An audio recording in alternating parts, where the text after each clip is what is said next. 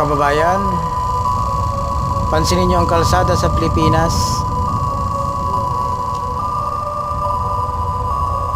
Maraming butas-butas, maraming manhole. Ayan.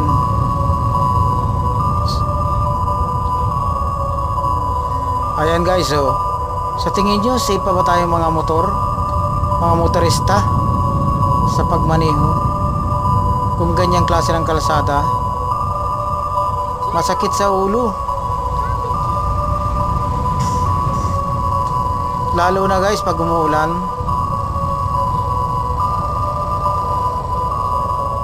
Sobrang dulas niyan guys.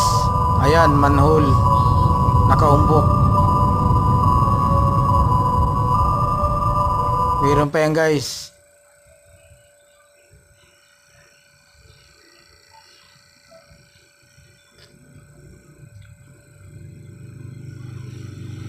Ganyan sa Pilipinas guys.